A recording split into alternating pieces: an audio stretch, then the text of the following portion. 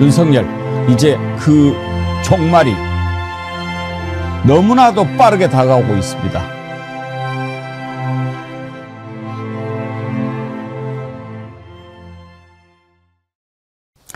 여러분 안녕하십니까? 백운기입니다. 미치광이 반란 속에 윤석열에 대한 체포영장 집행이 카운트다운에 들어갔습니다. 내일 끄집어낼 것 같습니다. 이제 국민의 인내심도 한계에 부딪혔습니다. 내일은 무조건 끌어내야 합니다. 경찰이 장기전에 대비하면서 특공대까지 투입해 헬기로 3차 저지선 뒤쪽을 뚫는 방법을 검토하고 경호처까지 내부 균열이 확산하는 조짐을 보이면서 다급해진 윤석열 일당이 또 꼼수를 꺼내 들었습니다. 정진석 비서실장이 아침 일찍 제3의 장소에서 조사나 방문 조사를 검토할 수 있다는 입장을 밝혔는데 이야말로 허튼 소리입니다. 이 정권을 보면 왜 이렇게 하나같이 부족하고 덜 돼먹은 자들만 승승장구했을까 참 한심하다는 생각이 듭니다. 윤석열 부친상 때 몇 자리를 봐주고 김건희가 키우는 강아지 옷이나 사다 주면서 아부를 떨던 자를 경호처 차장으로 승진시키질 않나. 국회의원 떨어지고 오갈 데 없는 자를 비서실장 시키니 그저 복종만 하는 거죠. 실력 있고 겸손하고 판단력 있는 인재들로 국정을 꾸려나가도 될까 말까 한 세상인데 옆에서 아첨이나 하고 비위만 맞추는 자들로 인해 장막을 세웠으니 윤석열 정권 이 꼴이 안 나면 이상한 거죠. 빨리 끝장내야 합니다. 생방송 백운기의 정치 1번지 출발합니다. 정어리몰에서 설 선물 세트 소개를 해드리고 있는데 오늘 소개해드리는 거는 사과입니다. 이게 제가 사과 참 좋아하거든요. 그래서 아침마다 사과를 먹는데 이번에 제가 이거 먹어본 거는 제가 빈말 아니고 지금까지 제가 먹어본 사과 중에 제일 맛있었어요. 정말 아삭하고 달콤하고 크기도 좋고 자신 있게 여러분들께 추천하는 사과니까요. 여러분 이번 선물 세트 이걸로 하시면 보내시는 분도 만족스럽고 받는 분 아주 좋아하실 겁니다. 정어리몰 특히 이번 설에 좀 어려우시니까 좋은 제품 싸게 이렇게 준비해달라고 부탁을 했는데 가격대가 아주 좋은 가격대고 그러니까 여러분들 이 사과 설 선물 세트 많이 사랑해 주시기 바라고요. 그리고 고려 홍삼정 양봉 쪽에서 나온 건데 앞에 하나씩 제가 놔드렸는데요. 네. 가져가서 맛있게 드십시오. 이따가 그 스틱으로 드셔보시면 지금까지 드신 거하고 달라요. 지금 드셔봐도 됩니다. 맛있게 드시고. 예. 자, 오늘 세 분 패널과 함께 이 내용부터 짚어보도록 하겠습니다. 김성환 시사평론가님, 전혜연 민주연구원 본장님, 김남국 전 의원님 어서 오십시오. 네, 예. 안녕하세요. 김성환 평론가님, 내일 하겠죠? 네, 내일 할 가능성이 굉장히 높습니다. 예. 오늘부터 벌써 얘기가 나오기 시작하는데요. 뭐 설령 내일 못한다 하더라도 이번 주에는 반드시 체포영장 집행이 이루어질 수밖에 없을 것 같습니다. 아, 그런 말 하지 마세요. 못 참겠어요. 설령 안 한다 하더라도 이거 안 돼요. 왜냐하면 그러니까 일단은 지금 저 일종의 자기들이 생각할 땐 저항 세력인 거잖아요. 지난번에 윤상현 의원이 얘기했던 것처럼 윤석열이 대한민국이다 이런 식의 얘기를 하고 있단 말이에요.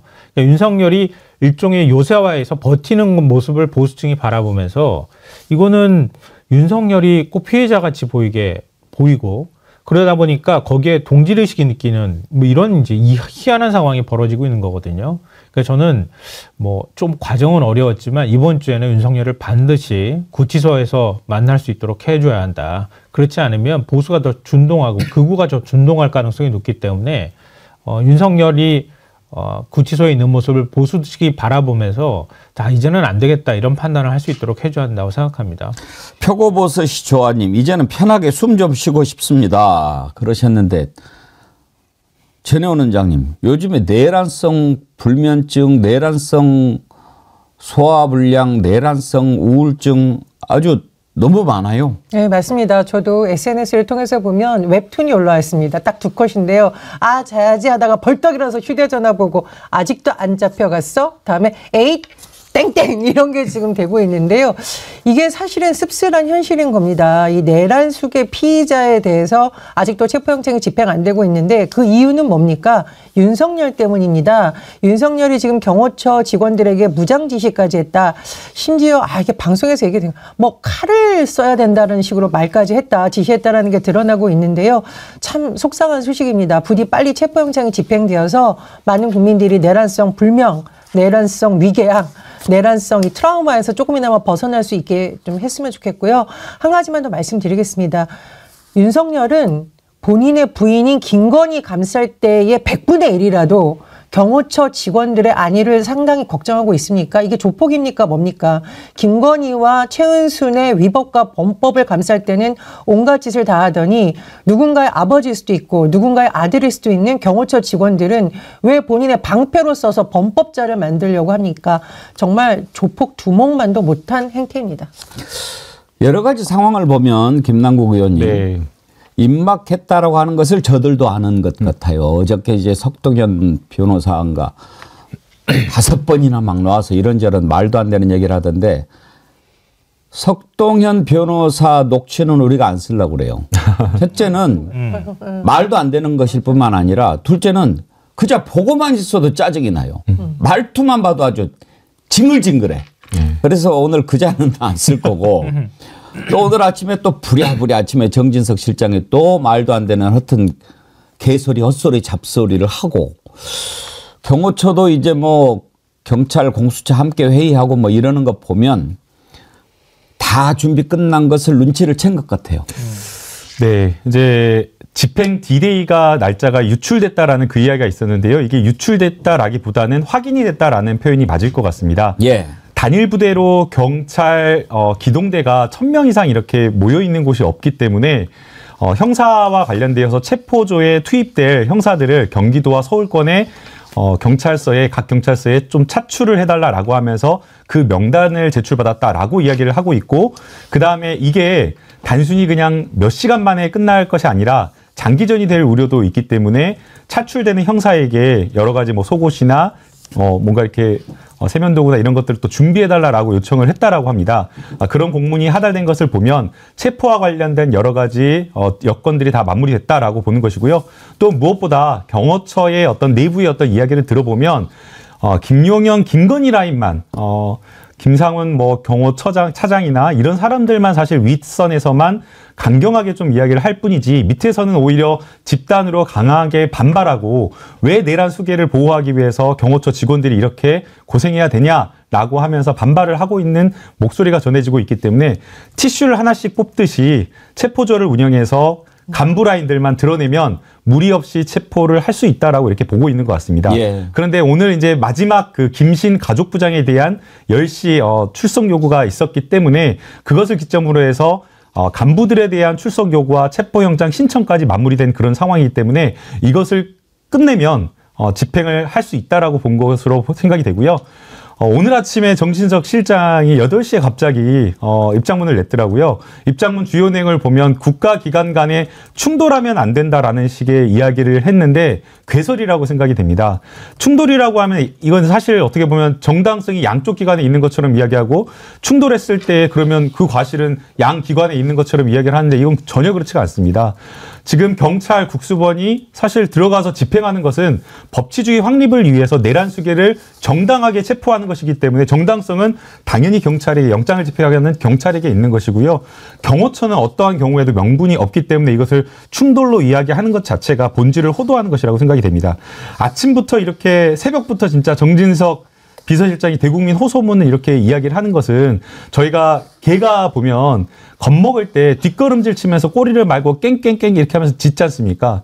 체포가 임박해서 오히려 겁먹은 강아지가 짖듯이 체포가 임박한 상황에서 겁에 질려 있는 윤석열과 내란수계와 김건희 그 상황을 지금 잘 보여주고 있는 것 아닌가 생각이 듭니다. 딱입니다. 딱이에요. 네. 제가 정진석 실장이라는 자가 발표한 대국민 호소문 전문을 딱 봤는데 참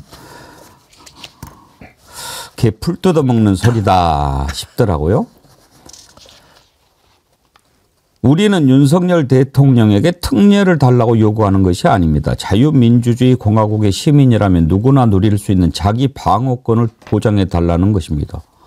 아니 자기 방어권 보장 안 했습니까? 나와서 조사 받으라고 하는 게 자기 방어권 보장하는 거 아닙니까?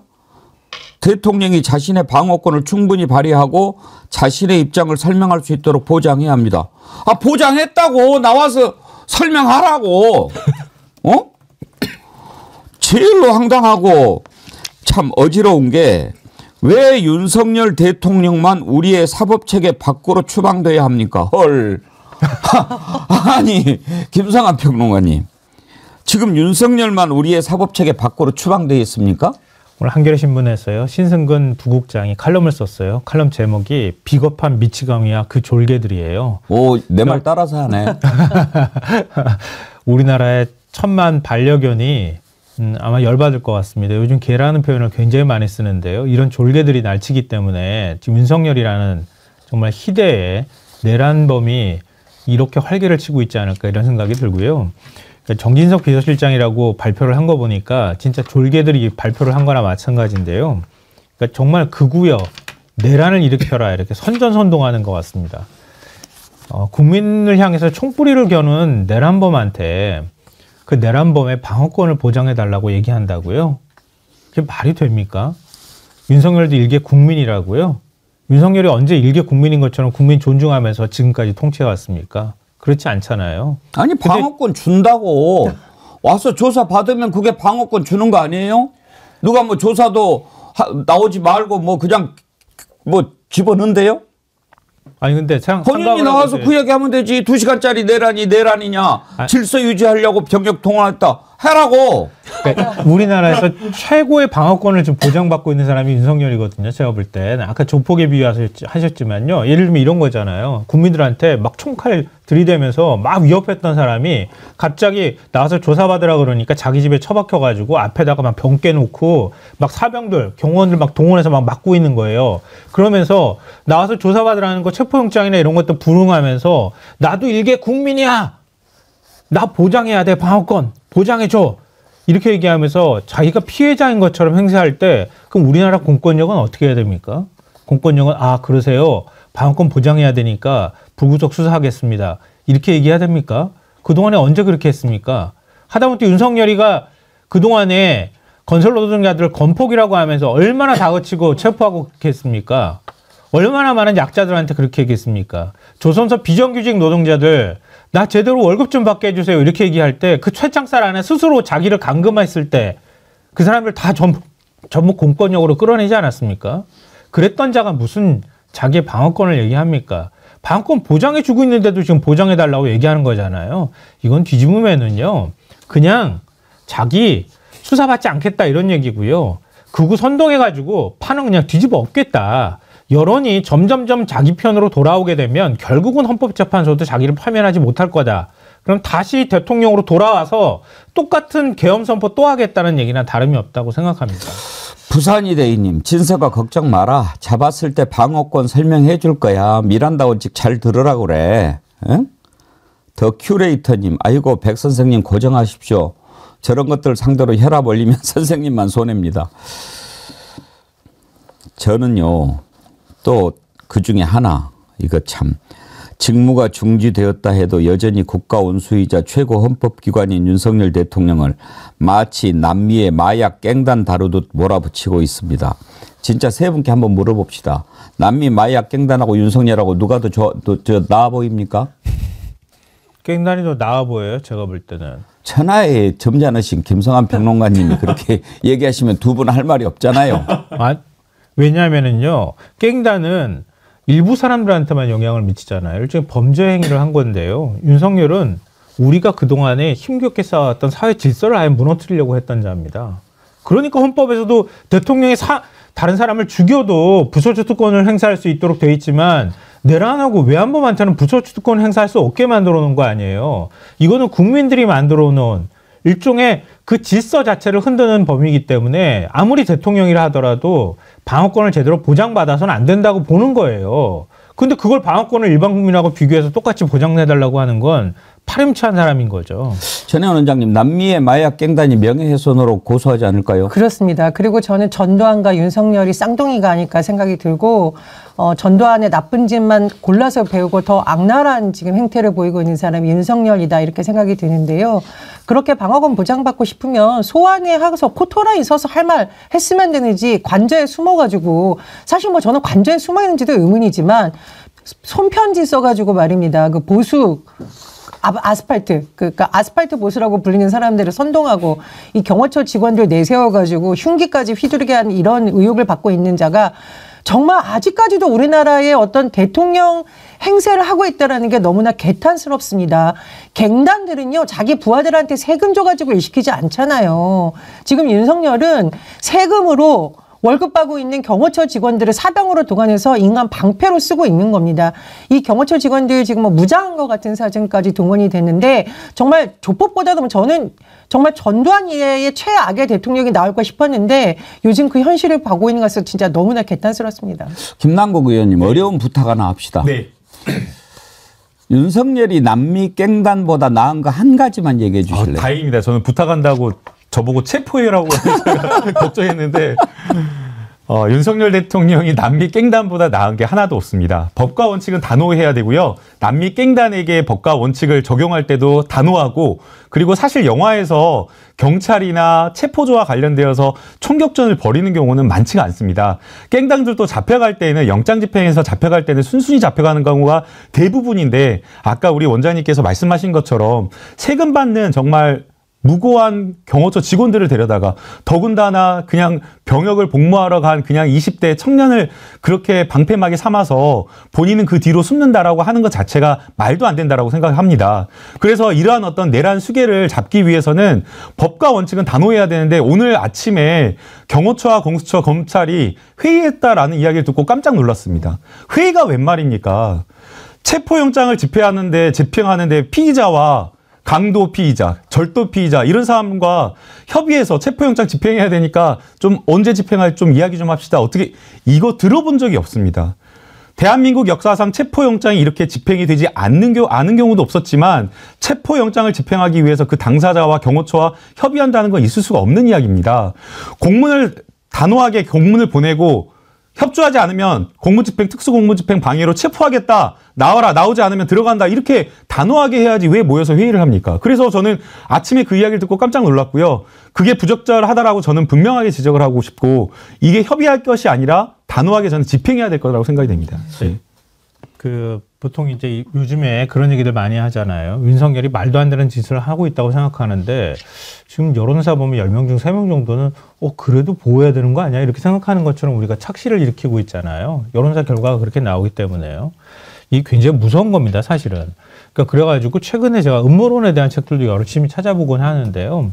제가 10년 전에 전상진 서강대 사회학과 교수가 쓴 음모론의 시대라는 책을 읽었던 게 기억이 나는 거예요. 보니까 제가 마치 10년 뒤에 일을 예언하듯 하는 내용들이 많이 나와 있어서 간단하게 말씀드리면, 음모론은요, 약자들이 만들어낸 거라고 보통은 생각하거나 사회 일부 세력이 만드는 거라고 생각하지만, 그러니까 집권자, 권력자도 통치를 위해서 음모론을 만들어냅니다. 그걸 전상진 교수가 현대 우파의 특성이라고 하면서 표현을 해놓는데요. 현대 우파의 특성은 희생자되기와 악마 만들기 두 가지로 요약할 수 있다고 합니다.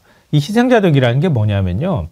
그러니까 자기가 통치하면서 자기가 책임지지 않을 때 마치 정적이 있는 것처럼 가정을 하고요. 뭐 우리식으로 말하면 종북 세력, 뭐 반국가 단체, 그리고 자유주의 엘리트 이런 데 자기들이 포위되어 있어서 권력을 다 갖고 있지만 자기들이 오히려 피해자인 척 행세한다는 거예요. 둘째로는 악마 만들기인데요. 이렇게 해서 정적을 만들어가지고 악마화시키면은 그 다음에 자기 행동이 다 일종의 합리화가 되는 겁니다. 이런 전략을 대표적으로 쓰는 게 트럼프거든요. 지금 윤석열이 똑같이 그렇게 하고 있습니다. 근데 더 서글픈 건 뭐냐면요. 이런 통치자의 악마 만들기, 이런 것들의 음모론에 우리 사회 아웃사이더라고 하는 사람들, 이런 사람들이 더 극렬하게 반응한다는 거예요. 이걸 그 당시에 이미 다 분석을 해놨더라고요. 그러니까 지금 윤석열이나 국민의힘이나 이른바 이 졸개들이, 정진석이나 이런 인간들이 겉으로는 화려하게 포장이 돼 있어서 잘 몰랐었는데 지금 그들의 바닥을 보여주는 거다. 그들의 음모론이 지금 국민들한테 일정 부분 먹히는 거라고 생각하면 될 것 같아요. 그리고 주변에 있는 분들이 그런데 속지 않도록 얘기를 좀 많이 해주셨으면 좋겠습니다. 네. 요강한 말씀을 드릴게요. 김성훈 경호처 차장에 대한 지금 언론 보도를 보면 어떻게 해서 윤건희 부부의 눈에 들었냐. 장기자랑을 경호처 직원들한테 무리하게 시키고 애완견에다가 무슨 마크단 옷을 아마 선물했다 이렇게 나오는데 수준을 좀 한번 보십시오. 윤석열을 지키겠다고 나선 사람들이 정말 손톱만큼이라도 나라를 생각하는 사람들이니까 국민을 위한 사람들이니까 자기 출세욕에 눈이 먼 사람들인가요? 또 있습니다. 노상원. 여군 성추행 혐의로 불명예 전역한 인물이에요. 계엄의 기획자 노상원은 불명예 전역한 인물. 지금 경호처의 핵심 관계자는 이른바 김건희 라인으로 불리는 인물. 정진석 비서실장 노무현 전 대통령에 대한 명예훼손 혐의로 실형받은 인물이에요. 정말 역사적으로 분명히 이미 평가가 난 정말 수준 이하의 인간들을 데려다가 지금 자기 방패로 쓰고 있는 게 윤석열이라는 사람입니다. 정말 이런 사람이 한때 대한민국 대통령이 이랬다는 거 우리가 이제 빨리 단죄대에 세워서 제대로 심판을 해야 마무리가 된다고 생각합니다. 한라떼님, 깽단 두목감도 안 되는 인물이 한나라의 대통령을 했으니 이 사달이 난 겁니다. 근데 정진석 실장이 우리가 들어도 말도 안 되는 소리를 했는데 이마저도 지금 내부에서 조율이 안 된 것 같아요. 정진석 호소문을 딱 내니까 윤곽근 변호사가 지금 사항이 되거나 검토된 바가 없다 이렇게 반박을 했어요. 김남국 의원님 뭐예요 이건 또 지그들끼리도. 전혀 상의가 안 된 것으로 보이고요. 과연 진짜 상의가 안 된 것인지는 모르겠으나 어쨌든 지금 정진석 실장을 윤석열 대통령 측에서 그 편을 들어서 사실 선동을 하고 있다라고 생각이 됩니다. 특히나 지금 이야기하고 있는 것을 보면 지지층을 상대로 해서 극우 지지층이 선동 선전에 활용될 만한 그런 내용들을 계속 이야기를 하고 있거든요. 아마도 이거는 체포영장 집행 이후에 바로 곧바로 48시간 이내에 구속영장이 또 청구가 될 겁니다. 그 구속영장 청구되는 그 과정에서 여러 가지 면피성 그 발언을 이 내란숙의 입장에서 뭔가 이렇게 이야기를 변명을 하는 것 아닌가라는 생각이 드는데요. 아마 여기에 대해서 선동될 사람들은 극우 지지층 말고는 없을 거라고 생각이 되고 오히려 이런 것들을 볼 때마다 국민들은 더 분노하고 법치주의가 제대로 확립되지 않고 집행되지 않는 것에 대해서 분노할 것이라고 생각이 됩니다. 윤곽근 변호사의 얘기는요 이거예요. 여기 정진석 입장 호소문에 보면 불구속 수사의 원칙이 지켜져야 한다. 그러니까 수사를 받겠다 이런 뜻이 기본적으로 있는 거고요. 그리고 만약에 조사를 받는다고 하면 대통령실은 경찰 공수처하고 협의할 준비가 돼 있다 이렇게 얘기를 했고요. 대통령에 대한 제3의 장소에서의 조사 또는 방문 조사 등을 모두 검토할 수 있다 이렇게 얘기를 했거든요. 근데 윤석열은 지금 조사도 안 받고 수사도 안 받겠다는 얘기를 하는 거거든요. 그러니까 결국은 탄핵 심판 있기 전에 그러니까 파면을 할지 말지 헌법재판소가 결정하기 전까지는 어떤 조사도 응할 수 없다는 게 기본적인 방침이에요. 제가 볼 때는. 엊그제 그거 밝혔거든요. 근데 정진석은 제3의 장소도 조사받을 수 있습니다. 대통령실에서는 그렇게 생각합니다. 이렇게 얘기를 하니까 그걸 부정하는 얘기를 지금 한 겁니다. 그래서 사전에 협의하지 않았다 이렇게 얘기를 하는 겁니다. 지금 윤석열이 뭘 믿고 이러는 겁니까? 한 줌도 안 되는 경호처 정말 알랑방구 끼는 그런 몇 놈들. 그리고 정말 인간도 아닌 그 극렬 유튜버들. 그리고 그 근처에서 지금 돈 받고 모여있는 그런 참가자들. 정광훈. 뭐 이런 놈들 믿고 지금 그러는 거 아닙니까? 정말 저한테 이렇게 뭐 하라고 그러면은 바로 그냥 헬기 타고 싹 그냥 위에서 특공대 투입해가지고 그 안에다가 체류탄 10방 쏘면은 질질질 지가 알아서 그냥 콧물 흘리면서 끌려 나오면 그냥 탁 해가지고 헬기로 모셔올 건데 경호처가 지금 문제지요. 일단은 대가리들을 지금 정리하고 있습니다. 박종준 경호처장 지금 이제 세 번째 조사 받고 또 계속 지금 확보해 놓고 있는데 박종준 처장 끄집어내니까 이게 딱 끝날 줄 알았더니 그게 아니에요. 이자가 오히려 더 온건파였다는 거죠. 그래서 지금 남아있는 극렬 분자가 세 놈이 있는데 그게 이제 이 자식 이름이 김성훈이 경호차장 그리고 이광우 경호본부장 김신 가족부장 이렇게 있는데 지금 김성훈 체포영장 발부 소식은 아직 안 들려왔나요? 신청은 지금 되었는데 예. 아직 법원에서 발부가 되었다라는 소식은 지금 아직 나오고 있지 않은 상황입니다. 아마 이제 법원에서도 여러 가지를 고려해서 좀 신중하게 결정하고 있는 것으로 보이는데요. 아마 이 지금 영상이나 뭐 정어리 TV를 판사님들도 볼 수 있다고 생각을 합니다. 뉴스 보도되고 있는 것을 생각한다면 지금 이 국정의 혼란이나 논란 그리고 법치주의 확립을 위해서 최우선적으로 노력해야 될 사람들이 사실은 법원 판사들 사법부입니다. 그런 것을 고려한다라고 하면 이 지금 영장 집행을 맡고 있는 경호처 간부들에 대한 체포영장도 즉각 빨리 발부를 해야 되는데 너무 좀 답답하다, 너무 느리다라는 그 생각이 들고요. 그래서 이 체포영장이 발부가 되면 사실은 뭐 현장에서 집행하는 과정에서 먼저 경호처 간부들을 집행하는 방법으로 윤석열 내란 수계에 대한 체포가 가능할 것으로 보입니다. 결국 지금 상황이 이 국면까지 온 것에 대한 문제의 여러 가지 원인이 있겠지만 경호처도 문제가 있지만 최상목 권한대행이 본인의 어떤 책무와 책임을 다하지 않고 있다라고 생각이 됩니다. 어제 이제 최상목 권한대행과 이재명 대표가 만났는데요. 공개석상에서와 비공개석상에서 여러 가지 이야기를 했는데 이재명 대표와 법과질서를 강조를 하면서 지금 이런 충돌과 관련된 부분을 해소하기 위해서 최상목 권한대행이 역할을 해달라라고 이야기를 했는데 자꾸만 양비론처럼 정진석 비서실장이 이야기하는 것처럼 똑같은 이야기를 하고 있는 겁니다. 충돌하면 안 된다라는 식의 국가기관이 양쪽이 다 양비론처럼 충돌하면 안 된다라는 그 이야기만 강조하고 있고 또 비공개 회의하면서 30분 동안 이야기를 했다고 하는데 역시나 마찬가지로 그 비공개 회의에서도 그 이야기를 했다고 하는데요. 이건 매우 부적절하다고 생각을 합니다. 왜냐하면 지금 경호처는 정당한 영장 집행을 부당하게 막고 있는 것이기 때문에 권한대행이 사실은 경호처에게 명령을 해서 지시를 해서 막지 말아라고 이야기를 해야 되는데 충돌만 하지 말아라고 하면서 오히려 경찰에게 부당한 명령, 어떻게 보면 이건 직권 남용에 해당될 수 있는데 집행을 막는 어떤 부당한 명령까지 했다라는 그 이야기가 되고 있어서 사실상 내란 수계를 비호하거나 동조하거나 직권 남용을 하고 있는 그런 상황이기 때문에 책임이 저는 크다라고 봅니다. 네, 이거 굉장히 중요한 말씀을 해주셨는데요. 자꾸 유혈 사태가 벌어질 수 있다 이런 얘기들을 하는데요. 그 책임이 자꾸 야당에 있는 것처럼 책임 전가를 하고 있거든요. 제가 볼 때는 최상목 책임입니다, 이건. 아니 그러면은 권한대행 뭐하러 해요? 그만둬야지. 그렇지 않습니까? 대통령 역할 다 하고 있잖아요. 일종의 대통령 놀이하고 있는 거 아닙니까? 또 굉장히 웃기는 게 뭐냐면요.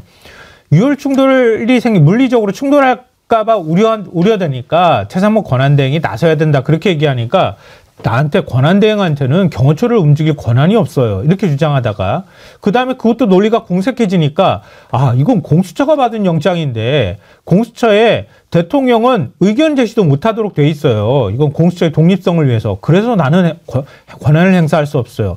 이렇게 얘기하더니 이제는 헌정사에 유혈 사태가 벌어지면은 아주 씻을 수 없는 치욕이 될 것이다. 이런 식으로 얘기를 하면서 지금 방치하고 있거든요. 근데 더 웃긴 거는 최상목이 일자 영장 집행할 때 경찰청 권한대행한테 연락을 수차례 해가지고 경찰이 인원 빼기로 했느냐. 지금 경호처에서 연락이 오는데 경찰 인원을 투입해야 된다는 식으로 얘기를 계속 했다는 거예요. 몇 차례. 아니 권한이 없는 인간이 경찰이 영장 집행하는데 가가지고 막아야 되는 거 아닙니까? 라는 취지로 계속 얘기는 다 하고 그리고 난 다음에 자기는 아무 책임 없는 것처럼 저렇게 얘기한단 말이에요. 이게 앞뒤가 안 맞는 행동을 하고 있으면서 그 책임을 야당한테 자꾸 넘기려고 하거나 아니면 공수처 책임인 것처럼 자꾸 만드는 거는 이건 기만입니다. 아까 미치광이 그 대통령하고 그 졸개들이라고 제가 말씀드렸는데 그냥 제가 볼 때는 원래 본질이 그랬던 것 같아요. 그냥 졸개들이에요.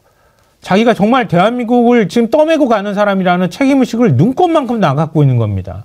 특히 이런 자들이 그동안에 대통령 경제수석하고 그 기재부 장관도 하고 이렇게 했는지 모르겠어요. 그러니까 지금 대한민국 경제가 이 지경이 되나 이런 생각도 들어요. 지금 경호처를 장악하고 있는 김성훈이라는 자. 이 자가요, 원래 뭐 통신 쪽을 좀 맡은 그런 경호처의 직원이었는가 봐요. 근데 어떻게 해서 차장까지 갔느냐. 이걸 들어보니까 참 우습지도 않더라고요. 윤건영 의원이 얘기를 했던데 경호처에 지금 어떤 자들이 있는지 이걸 어떻게 정리를 해야 되는지 이걸 좀 짚어보죠.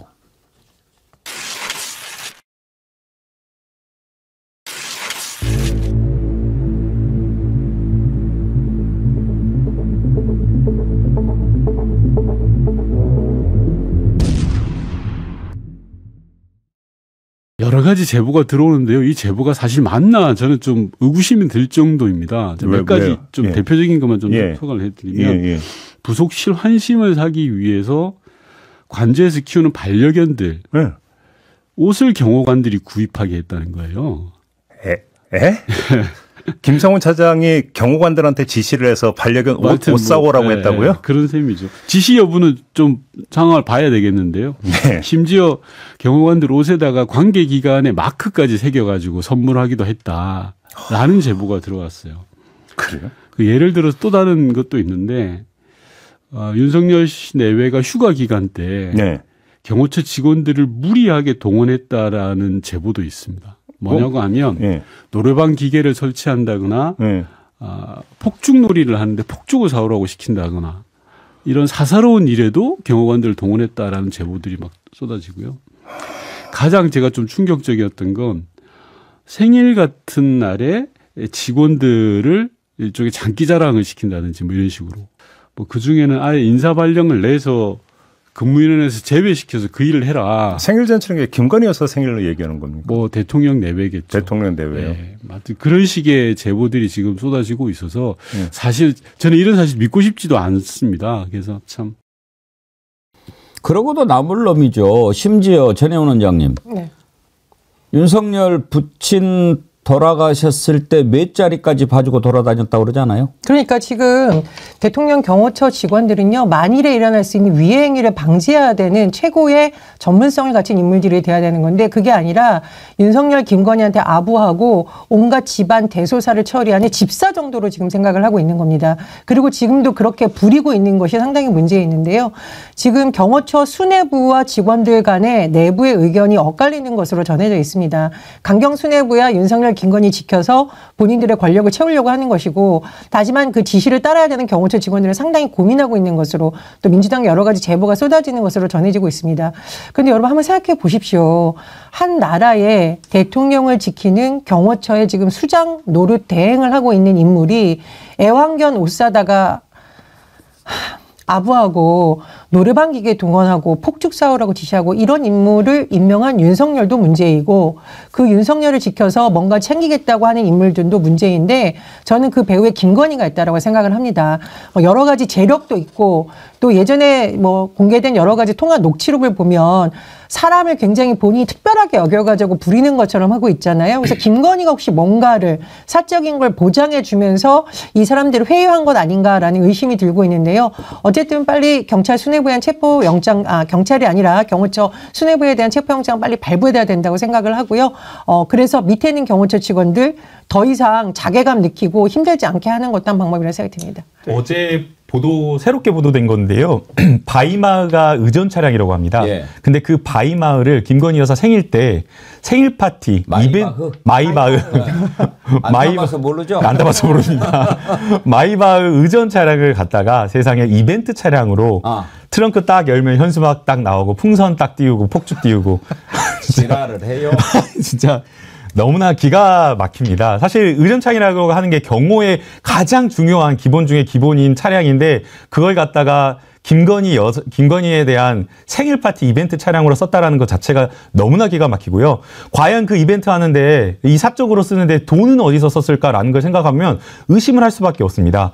원래 경호처의 어떤 예산이라고 하는 것들이 꾸준하게 박근혜 문재인 대통령 때부터 해서 꾸준하게 예산이 그대로 유지가 됐었습니다. 왜냐하면 뭐 인건비라든가 고정비용, 지출비용이 크게 변화가 없었거든요. 그런데 올해 예산이 무려 43%나 늘어났고요. 그중에 특활비가 82억이나 늘어났습니다. 특활비라고 하는 것이 그냥 영수증 없이 마음대로 그냥 현금성으로 쓸 수 있는 예산인데, 과연 이 82억의 예산이 도대체 어디로 어떻게 쓰였을지 이거 철저하게 다 수사를 해야 되고요. 그것뿐만 아니라 전체 용산의 예산 자체가 다 늘었습니다. 그렇기 때문에 이 특활비 예산, 예비비 예산 이런 것들이 정말 제대로 쓰였는지 용산뿐만 아니라 전체 국가 예산을 다 감사하는 것들을 이번에 탄핵 이후에 집권하는 제 정당에서는, 집권하는 제 정부에서는 제대로 저는 해야 된다고 생각을 합니다. 그러니까 오죽하면 경호처 내부에서 내부 관계자가 그 언론하고 인터뷰에서 그래요. 내부에서 신망받지 못하는 사람이 이런 요직에 올라가지고 불만이 굉장히 크다고 얘기하거든요. 지금 경호처 뭐 이른바 3, 4급 정도 되는, 그러니까 부서장이나 부장급 정도 되는 사람들이거든요. 그러니까 이런 사람들이 결국 내부적으로 반기를 들고 있는 거 아니겠습니까? 그래서 한 명이 나가가지고 공수처하고 사람들하고 만나가지고 협의를 했다는 거잖아요. 그걸 가지고 지금 보수 유튜버들이 간첩행위했다고 해가지고 난리치고 있다고 하는 거. 바로 지금 업무 배제됐다고 하는 사람이거든요. 그런 얘기까지 나올 지경입니다. 저는 합리적 이성을 갖고 있는 경호처 직원들이 이런 식으로 격하게 물리적으로 맞거나 총을 쏘거나 그렇게 하지 않을 거라고 생각하고요. 김성원 경호처 차장의 경우에는 뭐 여러 가지 지금 알려지고 있는 상황이긴 하지만 통신주특기라고 얘기하잖아요. 그러니까 경호와 관련된 업무를 하진 않았어요. 그러니까 주로 통신 보안 기획 업무를 담당했거든요. 근데 기획본부장이던 시절에 그 아까 말씀하셨던 것처럼 몇 자리 보러 다니는 거 적극적으로 나서서 해주고 뭐 이벤트 열고 이렇게 하다가 대통령 부부한테 눈에 들어가지고 경호처 차장까지 올라갔다고 얘기하는데요. 이 경호처 얘기를 들어보니까요. 부장까지는 경호처 직원들이 올라간대요. 그러니까 우리 공무원들이 예를 들면 몇 급 공무원이 몇 급까지는 간다 이런 게 있다고 하는데요. 본부장급 정도까지 가는 건 진짜 낙타 반을 통과하는 것처럼 어렵대요. 왜냐하면 본부장까지 올라가면은요, 퇴직하면 기관장을 받는데요. 그러니까 그 자리에 누구나 가고 싶어 하는 자리랍니다. 그런데 거기에 윤석열 부부, 특히 김건희 덕을 봐가지고 올라갔다고 하니까 나는 어떤 방식으로든 보호해야 되겠다. 이러면서 지금 광분하고 있는 거라고 그럽니다. 그러니까 그 밑에 있는 최소한 부장이나 부상급 정도 되는 사람들은 이런 위의 지시를 제대로 이행하지 않을 것이다. 위만 끌어내면 밑은 저절로 무너질 수밖에 없다 이렇게 생각합니다. 저런 자가 윗자리에 있으면 밑에 있는 사람들이 참 괴롭지요. 명령이니까 따라야 되지만 이게 참 말도 안 되고 어처구니 없는 일이라는 것을 알면서 그 일을 따를 때 정말 결정적일 때 그 사람과 함께 가겠습니까? 조직을 이렇게 딱 그 인사를 하는 걸 보면 리더를 알 수가 있습니다. 물론 그야말로 최고들만 꾸릴 수 있어요. 그런데 그것도 사실 가장 바람직한 인사라고 볼 수는 없습니다. 에이스 오브 에이스, 그야말로 최고 중에 최고만 뽑아서 내각을 꾸린다든지 어떤 조직을 꾸렸을 때 그 조직의 가장 큰 문제는 화합이 잘 안 되는 문제가 생길 수 있어요. 다 지가 잘나가지고 서로 화합이 잘 안 되죠. 그래서 이제 정말 실력 있고 일 잘하는 사람, 그렇지만 또 창의력이 있고 끈기도 있고 뭐 이런 사람들을 잘 이렇게 서로 그게 인사지요. 그런데요, 가장 나쁜 인사는 뭐냐? 실력도 없고 무능하고 그런데 비위를 잘 맞추는 놈들이 있거든요. 이런 놈들만 고르는 거예요. 그러니까 다른 때 정상적인 때 같으면 언감생심 간부 자리에 올라갈 꿈도 못 꿨을 본인도. 그런데 그 놈을 딱 뽑는 거예요. 야, 너 내가 이 자리에 보내줄게. 그럼 어떻게 되겠습니까? 그냥 거기만 바라보는 거죠. 매일 듣기 좋은 소리만 하고 알랑방구만 끼고 각하 시원하게 쉬겠습니다. 이런 말만 하는 거예요. 왜 그렇게 뽑느냐? 자기가 두 가지인데 교만해가지고 누구를 뽑든지 내가 다 알아서 할 거니까 어떤 놈이든 상관없어라고 생각하는 교만이 하나 있고, 두 번째는 본인이 B급이니까 A급을 못 뽑는 거예요. 그렇게 되면 그 조직이 어떻게 되겠습니까? 그 밑에 있는 사람들이 그 사람을 인정을 하겠습니까? 그냥은 지금 권력 때문에 고개를 숙여도 어떤 일이 생겼을 때 절대 함께하지 않죠. 그 조직은 망하게 돼 있습니다. 그런 조직을 제가 많이 봤습니다. 자기가 당장에는 너 임마 네가 지금 그런 자리 갈 만한 능력도 안 되는 거 너 알지? 근데 내가 특별히 시켜줄 거 알지? 이렇게 하면 그냥 충성하죠. 그 조직이 오래 가겠습니까? 지금 딱 그쪽이에요. 통신주특기로 경호처 내부에서 아는 사람들은 다 이야기해요. 지금 경호처가 용산에 가 있지만 청와대 때부터 쭉 이어져왔던 직업 경호관들 아닙니까? 그러니까 그 정권 그 전에서부터 있었고, 이 사람들이 자기가 모시는 대통령이 어떤 사람인지 또 경호처장 경호실장이 어떤 사람들인지 다 겪어봤던 사람들이거든요. 근데 이 김성훈이라는 자, 이거 인간 말종이거든. 실력도 아닌 놈이 그냥 와가지고 경호관이 다 나름 자부심이 있잖아요. 그렇죠. 지금 이 사람들이 무술해가지고 일반 보디가드 하는 거 아니잖아요. 대한민국의 국가 원수를 지키고 나라의 안보를 지킨다는 그런 자부심으로 살아가는 경호관들 아닙니까? 그런 사람들을 이렇게 처참하게, 야, 너 강아지 옷 사와.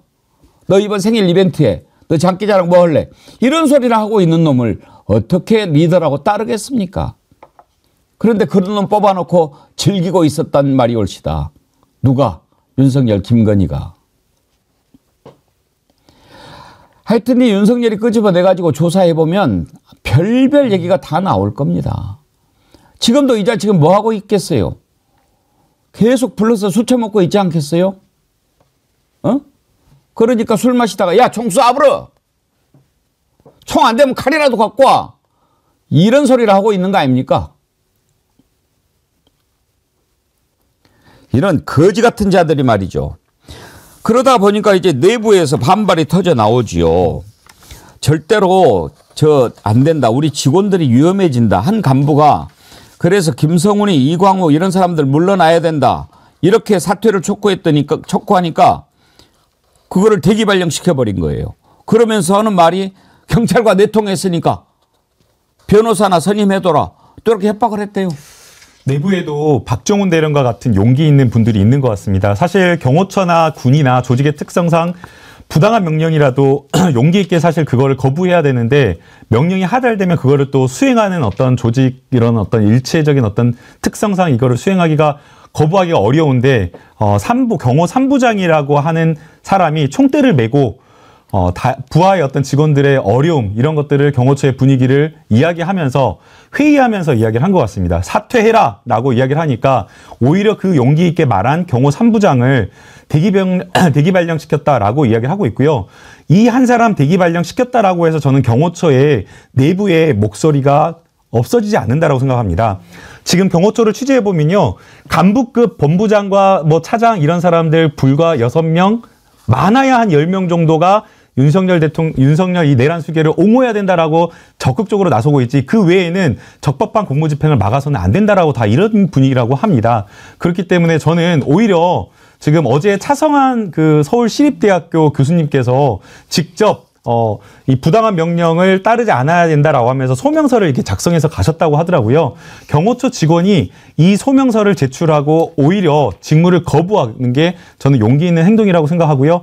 군뿐만 아니라 경호처 직원은 부당한 명령에 대해서는 거부할 권리가 있는 것이 아니라 거부해야 됩니다. 거부하지 않으면 여러 가지 본인이 특수공무집행 방해 등의 불이익을 받을 수 있기 때문에 부당한 지시에 대해서 단체로 저는 거부하는 게 저는 맞다라고 생각합니다. 제가 그 차성한 교수님 말씀을 좀 들려드리려고 준비를 했어요. 지금 서울시립대 법학전문대학원 교수님이신데 판사 출신이시더라고요.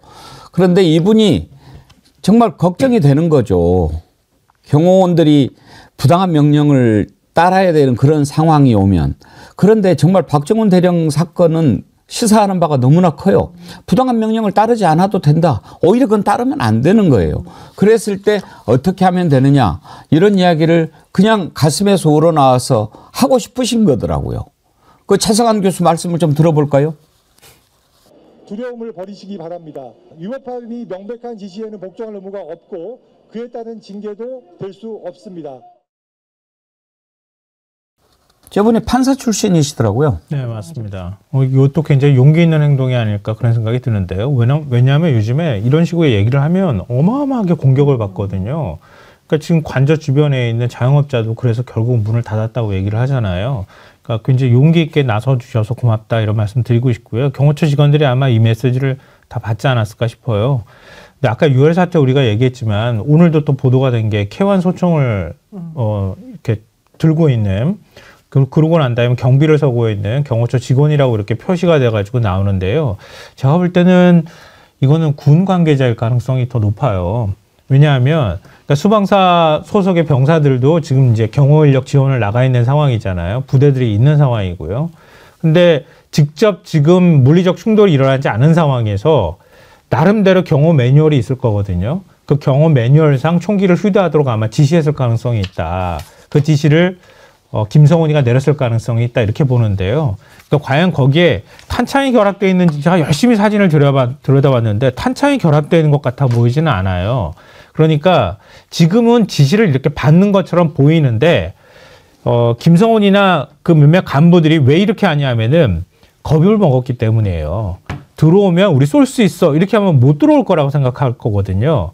이렇게 해서 K1 총을 메고 경호를 쓸 수 있는 정도 사람들이라면 제가 볼 때는 윤석열이 체포하러 경찰 병력이 들어가거나 할 때는 총을 직접 뭐 쏘거나 그렇지는 않을 겁니다. 그러니까 그거는 제가 생각컨대 물론 유혈 사태가 벌어지면 안 되니까 그렇게 그렇지만 그 정도로 위험한 정도는 아니다. 일부러 과시용으로 자꾸 이렇게 보여주기 식으로 하는 것 같고요.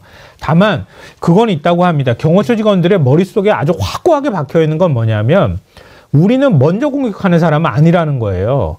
대통령을 누군가가 공격할 때 그걸 막는 사람이라는 개념이 있는 거거든요. 응사를 하는 거거든요. 근데 상대편이 쏘지도 않는 총을 먼저 발사한다고 하는 건 경호처 직원이나 경호관들 머릿속에 아예 없다고 합니다. 그러니까 가가지고 경찰이 물리력으로 몸으로 부딪히는 상황인데 총을 쏜다? 그건 있을 수가 없는 일이라고 경호관들이 얘기한다고 합니다. 대통령 말씀 잠깐 드리겠습니다. 그 공익제보자 지원 단체에서 2차 체포영장 집행에 대해서 부당한 명령을 공보하는 경호처 직원들에 대해서도 법률 지원을 하겠다 이렇게 밝혔습니다. 박정훈 대령 사태를 보더라도 그 탄압받는 박정훈 대령을 지키기 위해서 얼마나 많은 시민들이 나서고 또 변호사님들이 나서고 했었거든요. 그래서 경호처 직원들에게도 그렇게 응원을 하고 지켜주려는 많은 사람들, 많은 전문가들이 있다라는 거 꼭 말씀을 드리고 싶습니다. 그런데 만약에 내란 수계에 대해서 적법하게 발부된 체포영장 집행을 막으려다가 현행범으로 체포될 경우 누가 이 사람들을 과연 끝까지 보호해 주겠습니까? 누가 이 사람들의 변호를 정말 정의가 승리할 때까지 함께 해주고 어느 시민이 끝까지 함께 하실 수 있겠습니까? 경호처 직원들이 애꿎은 피해자가 되지 않기 위해서 많은 사람들이 지금 지원을 약속하고 있습니다. 그런 부분도 꼭 말씀드리고 싶고요. 시민들도 경호처 직원들이 만약에 이런 제보자로 해서 불이익을 당했을 경우 그냥 방치하지 마시고 다 같이 지켜주시도록 든든한 정말 정의의 지원 군단이 되셨으면 합니다.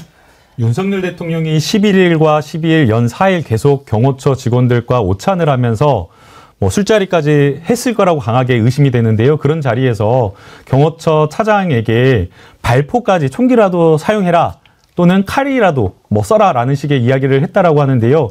경호 등의 대통령 경호 등에 관한 법률 19조에 무기, 휴대 및 사용에 관한 법률을 규정하고 있습니다. 해당 법률에서는 상당한 이유가 있는 경우에 그 사태에 대응하기 위해서 아주 부득이한 경우에만 제한적으로 사용할 수 있다라고 이야기를 하고 있고요. 그 경우에도 위해를 끼칠 수 있는 경우에는 아주 예외적으로 정하고 있는데 정당한 판사가 발부한 영장 집행을 막는 경우는 절대 포함하고 있지 않습니다. 여기에 대해서 아마 경호처 고도의 훈련과 교육을 받은 경호처 직원들이 누구보다 더 잘 알고 있을 것이라고 생각하고 있기 때문에 절대 총기를 사용하거나 불법한 무기를 사용하는 일은 없을 거라고 저는 생각이 됩니다. 근데요, 김성훈 이자가 이 정신 나간 소리하는 극렬 유튜버들 있잖아요.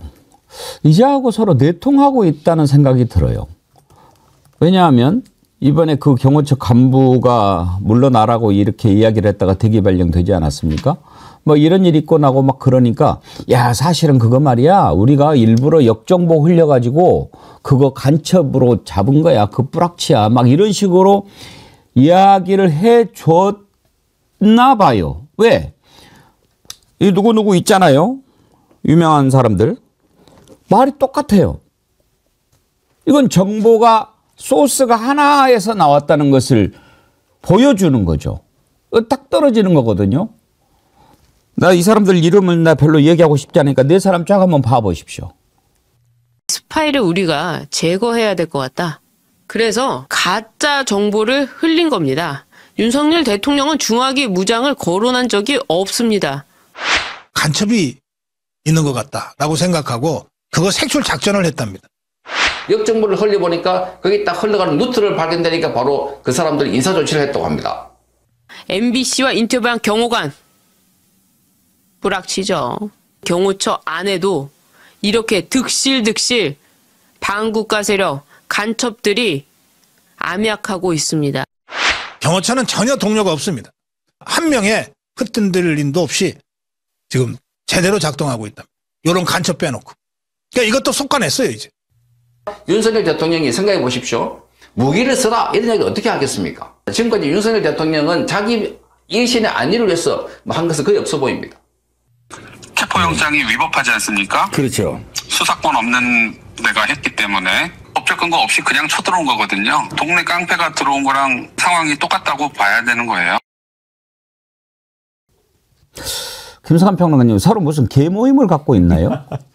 그러니까 경호처하고 어떤 방식으로든 연결되어 있는 거죠. 저 지금 저런 얘기 하고 난 다음에 바로 다음날 경호처에서 입장을 밝힌 거거든요.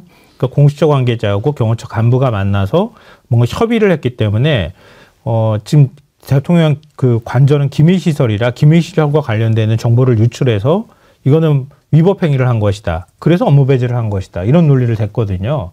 그러니까 미리 그러니까 경호처 김성훈이든 누군가가 대통령실하고 연결이 됐든 아니면은 직접 저렇게 보수 극우 유튜버하고 연결이 됐든 연결이 돼서 조직적으로 움직이고 있다.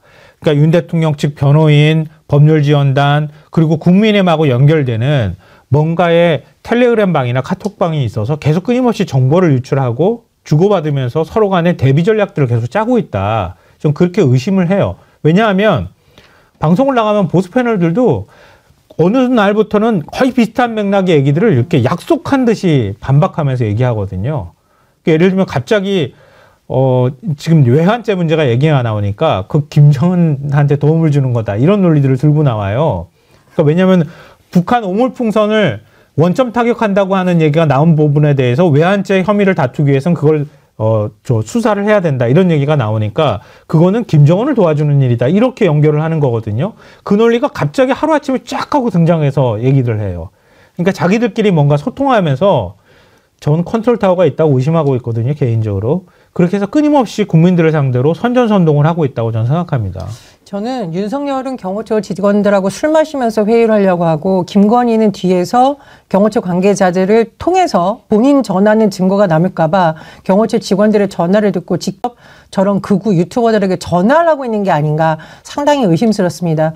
실제로 제가 보수 유튜버 출신의 뭐 정치권에 입문하거나 그쪽에서 활동하는 사람들하고 대화를 한 적이 있는데요. 막 자랑하더라고요. 윤석열이 본인에게 술 먹고 전화한다.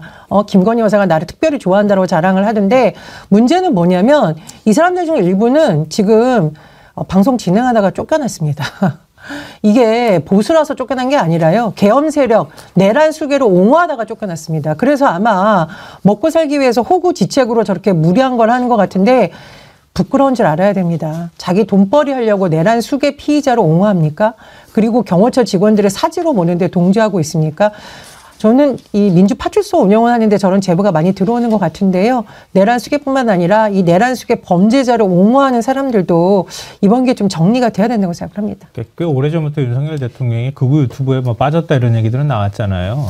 근데 사실은 방송 패널들 사이에서 서로 다 이렇게 주고받는 얘기로 돌았던 게 뭐냐면 윤 대통령이 한 4, 5시쯤 되면은 꼭 유튜브를 본다. 그 시간대는 아무도 못 건드린다. 이런 얘기가 있었거든요. 유튜브를 보다가 자기가 공감하는 말이 있으면 그 링크를 자꾸 참모들한테 보낸다는 거예요. 너 이거 참고해 이렇게 보낸다는 것 때문에 그것 때문에 굉장히 힘들어한다 이런 얘기가 있었거든요. 그러니까 언론 대응도 그거 유튜버식으로 했겠죠. 그러니까 도저히 이해할 수 없는 언론 대응들을 많이 할 수밖에 없었던 거예요.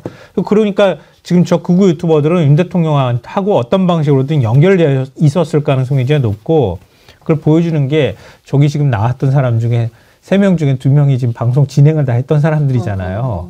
이번에 계엄 사태 이후에 다 방송에서 스스로 하차를 했거든요.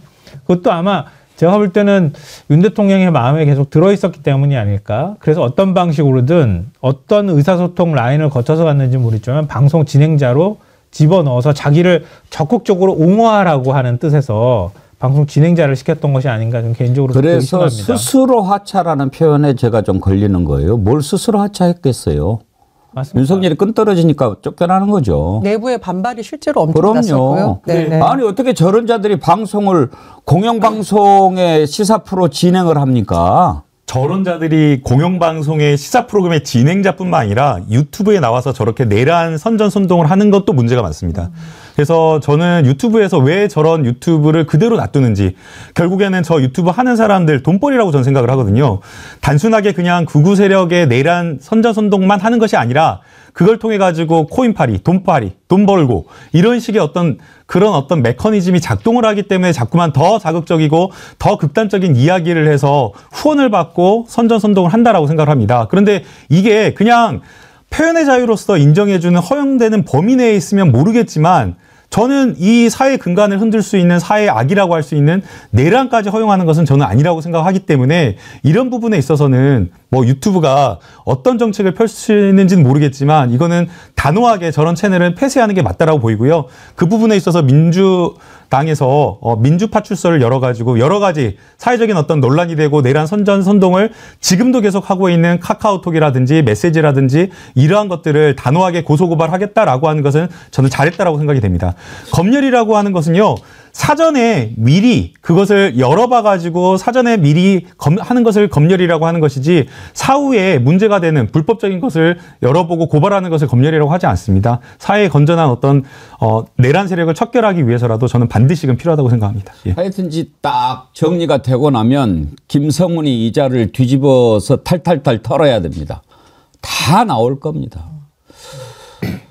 한 놈 더 털어야 돼요. 왜 이자 이름이 안 나오나 궁금했어요. 그럴 리가 없는데 이상민. 에? 왜 이상민이 안 나오겠어요? 이제 다 나오더라고요. 이자가 계엄 딱 선포되자마자 소방에 전화했다는 거예요. 그러면서 그것도 그 기준은 뭔지 모르겠어요. MBC, 경향신문, 한겨레, 뉴스공장. 야, 여기 전기 끊어. 그랬다는 거예요. 왜? 왜 그랬니? 조사해야지요. 꼼짝 말고 있으세요. 예, 이 내용 한번 살펴보죠.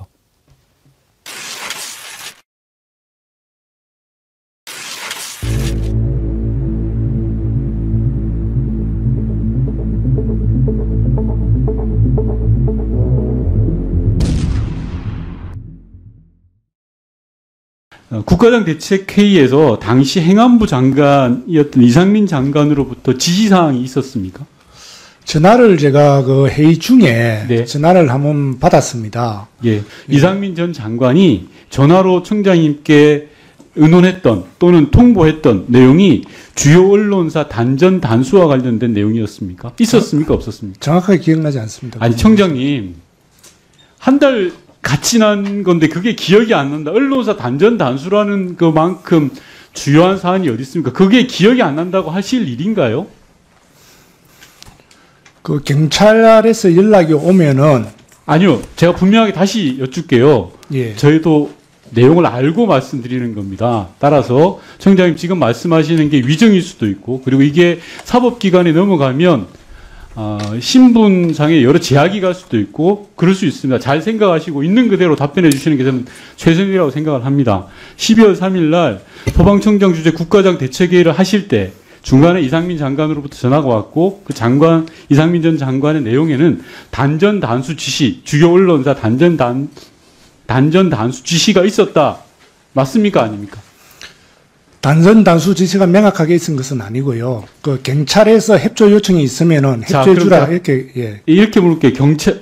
경찰에서든 어디 기관에서든 주요 언론사에 대한 단전 단수를 할 때 소방청이 협조해라 이런 지시 있었습니까? 약간 그런 뉘앙스였습니다. 그게 그거죠. 그런 뉘앙스라는 게 말이 됩니까, 청장님? 그러니까 이제 그 어떤 그 특정 그 몇 가지 언론사에 대해서 경찰청 쪽에서 요청이 있으면은 협조하라는 그런 내용이었습니다. 자, 몇 가지 언론사에 한겨레 신문 들어갑니까?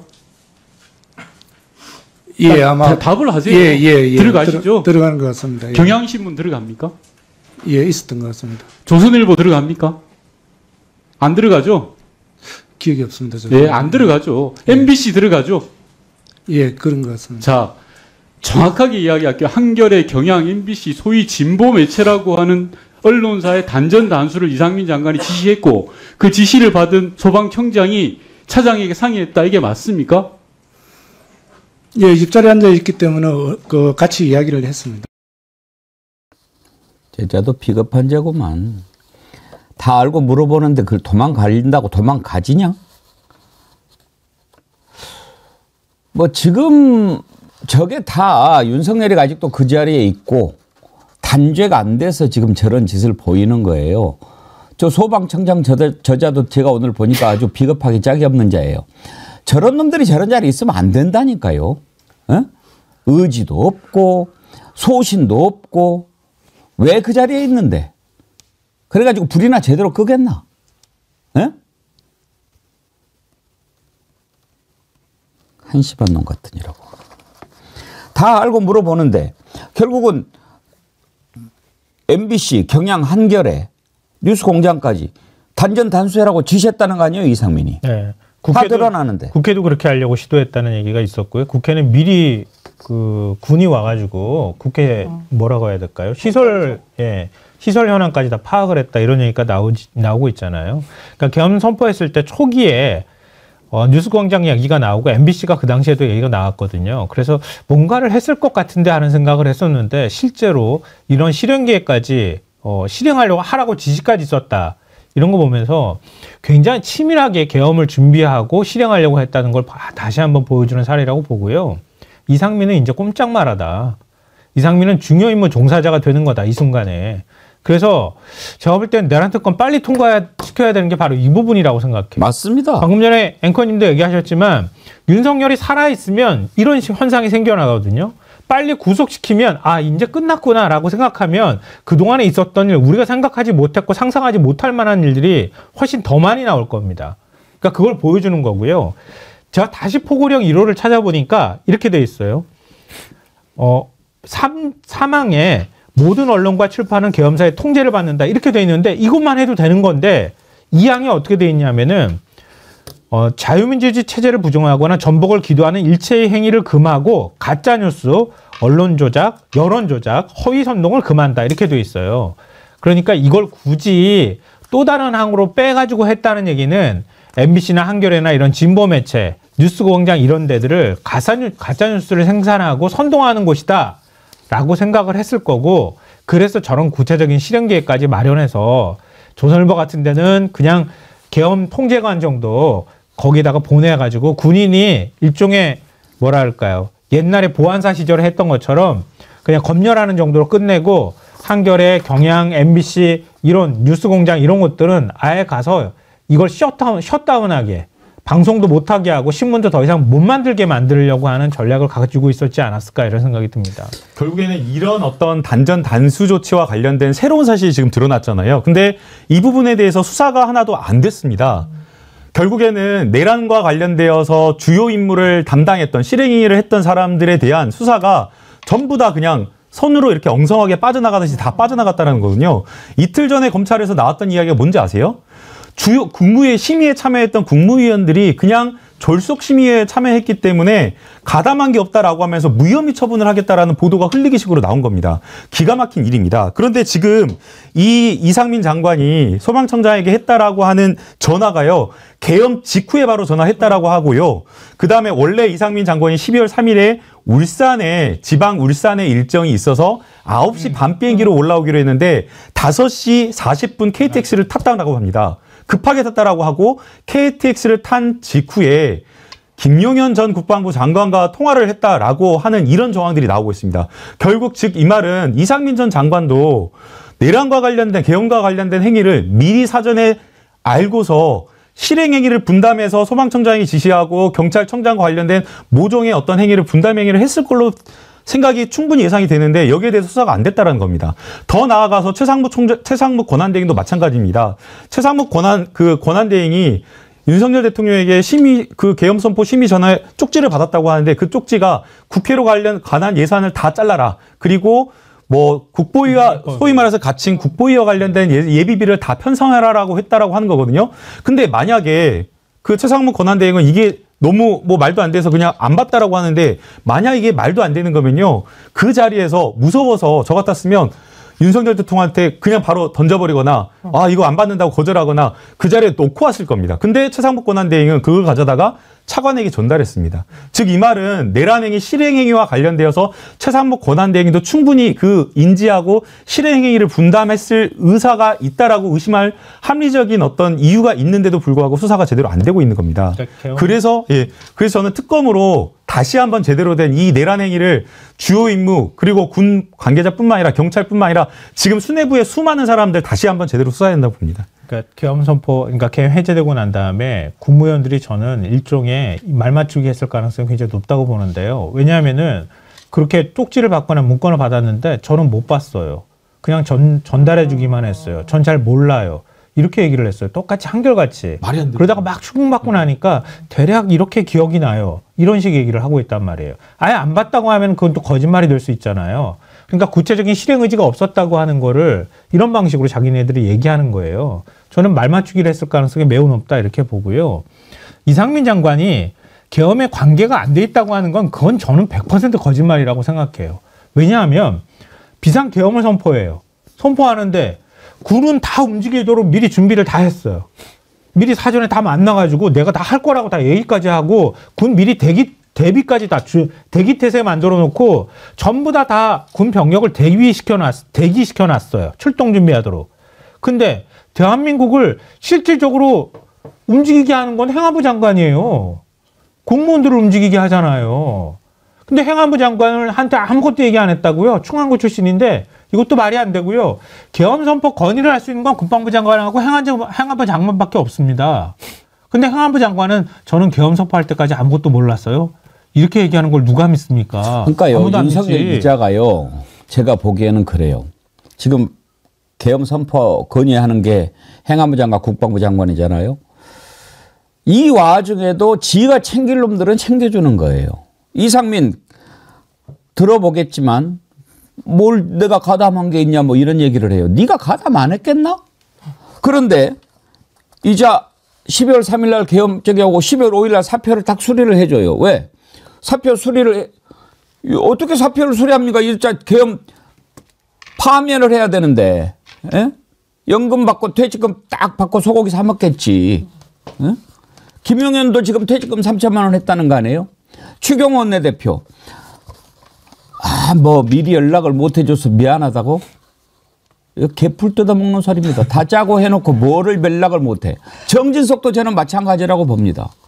어제 박지원 의원께서 뭐 정진석은 몰랐을 수도 있다라고 오랫동안 국회 같이 해서 봐주시는 것 같은데 저는 윤석열이가 지금 이따위 잔머리 굴리는 거 다 그나마 이 사람들이라도 좀 챙겨주려고 그 와중에 잔머리 굴리는 거라고 생각하는데요.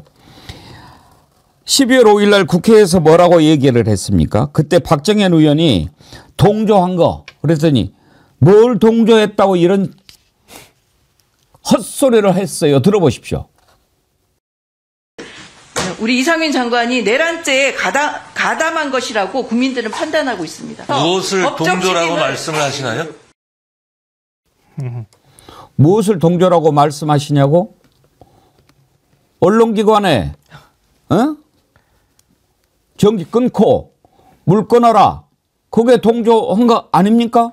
맞습니다. 소방청장에게 직접 전화를 걸어서 한겨레, 경향, MBC 등에 대해서 단전산수를 지시했다는 게 이게 여러분 카더라 보도가 아니에요. 국회 현안 질의, 온 국민이 지켜보는 국회 현안 질의에서 현재 소방청장이 사실상 시인을 한 겁니다.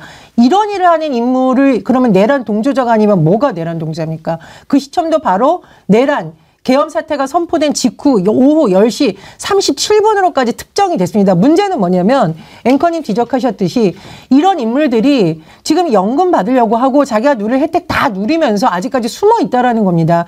윤석열이 사표 수리해 주는 바람에 그동안 여러 가지 책임이 있던 인물들이 지금 유유자적 증거인멸하고 있고 뭐 여러 가지 혜택 받으면서 살고 있다는 거 이거 정말 개탄해야 되는 거고요. 한번 생각해 보십시오. 노상원 수첩에 언론인들 수거 대상 뭐 심지어는 사살이라는 표현까지 있었다는 지금 보도가 나오고 있거든요. 너무 끔찍하지 않습니까? 우리가 이 만약에 비상계엄이 성공했다면 제가 보기에 백운기의 정어리 TV도 어떻게 되지 않았을까? 우리 백운기 앵커님 끌려가고 우리도 어디서 끌려가서 고문받는 게 아닐까? 참 소름이 끼칩니다. 이 자꾸 탄핵 국면을 지연시켜가지고 침대 축구를 하고 있는 국민의힘 의원들의 행태와 윤석열, 김관희의 시간 끌기 작전 빨리 저지시켜야 됩니다. 그러기 위해서는 체포영장 빨리 집행이 돼야 됩니다. 아까 그 소방청장 이름이 허석권이던가? 허석권 소방청장 그 거짓말 하려다가 들통이 나가지고 지금 상당히 불안하죠. 이렇게 하면 우리가 용서해 줄 수 있어. 지금 당장 한남동 속을 전기랑 수도랑 끊어요. 그러면 좀 봐줄 수 있어. 정신 똑바로 차리세요. 국민이 낸 세금으로 지금까지 살고 있는 사람들입니다. 못된 자들 같으지라고. 나홀로님, 내일은 꼭 체포해야 합니다. 조국 대표님이 성렬이 빨리 오기를 기다리고 있을 텐데 우리 조국 대표님 너무 오래 기다리게 해서는 안 됩니다. 예. 하여튼 이제나 저제나 하다가 일주일이 벌써 지났는데 내일일 것 같습니다. 내일은 해야 됩니다. 내일 안 하면 국민들이 지금 인내심이 한계에 다다랐어요. 뭐든지 때가 있는 겁니다. 엔간히 해야 돼요. 내일은 반드시 할 거라고 생각합니다.